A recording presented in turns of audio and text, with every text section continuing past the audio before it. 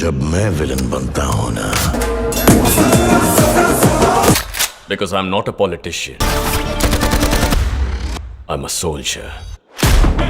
Guys, এবার আল্লু অর্জুন প্রশান্ত নীলের হাত ধরে পুষ্পা 2 এর থেকেও ডবল ব্লকবাস্টার দিবে, যেই সিনেমায় আবার প্রভাসও থাকবে। আরেকদিকে যেখানে সব অ্যাক্টররাই রিমেকের নাম শুনলে স্ক্রিপ্ট মাটিতে ফেলে দিচ্ছে, ওখানে শাহরুখ খান রিমেক করার জন্যই বেশি এক্সাইটেড। তাছাড়াও থালাপতি 69 এ থাকবে লোকেশ, অ্যাটলি এন্ড নলসনের কেমিও, সাথে SSMB 29 থেকে মাল্টিপল শুটিং এর ভিডিও ও ফটো লিক হয়েছে। সবকিছুই জানবো, শুধু ভিডিওটার সাথেই থাকুন।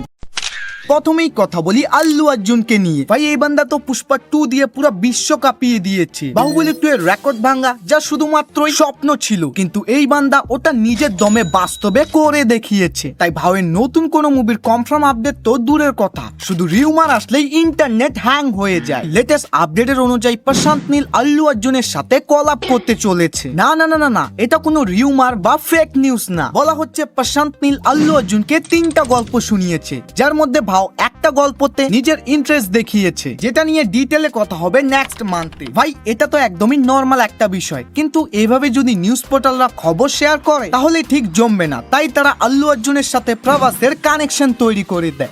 রিউমার উঠে আল্লু অর্জুন সালার 2 এ কাজ করার জন্য রাজি হয়েছিল, যা ভাই একদমই মিথ্যা কথা। প্রশান্ত নীল আল্লু অর্জুনের সাথে ফ্রেশ গল্পে কাজ করবে।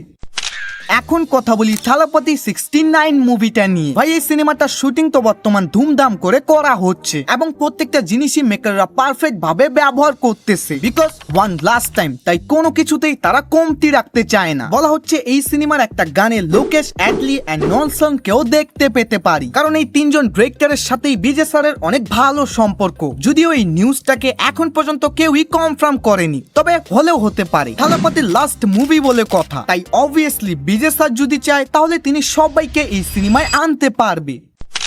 এখন কথা বলি শাহরুখ খানকে নিয়ে। ভাই, বলিউড বাচ্চা গত বছর আমাদের কোন সিনেমার উপহার না দিলেও এরপর তিনি একটার পর একটা ধাসু সিনেমা নিয়ে আসবে। কিং ফিল্ম দিয়ে সবাইকে নিজের স্টারডাম দেখিয়ে দিবে এবং টাইগার ভার্সেস পাঠান দিয়ে হেটারদেরও নিজের ফ্যান বানিয়ে ফেলবে। কিন্তু টুইস্ট হচ্ছে এসআরকে এখানেই থামবে না। এরপর তিনি সুকুমারকে নিয়ে আঞ্জাম সিনেমার রিমেক তৈরি করবে, যেটা 1994 সালে হিট হয়েছিল। বাট আমার এটা শুনে ঠিক হজম হচ্ছে না। After Pushpa 2 grand success Sukumar এরপর তিনি কোনো রিমেকের উপরে কাজ করবে। তাই আমার মনে হয় রিমেক না হয়ে হয়তো আঞ্জাম সিনেমা থেকে কিছু সিন ইন্সপায়ার হতে পারে। তবে ভাই, যাই হোক না কেন, এসআরকে আবার কোনো সাউথ ডিরেক্টরের সাথে কাজ করতে চলেছে। তাহলে এবার তো 2000 কোটি কনফার্ম, কারণ এখানেও তিনি থাকবে ভিলেনের রোলে। जब मैं विलन बनता हूं ना, मेरे सामने कोई भी हीरो टिक नहीं सकता।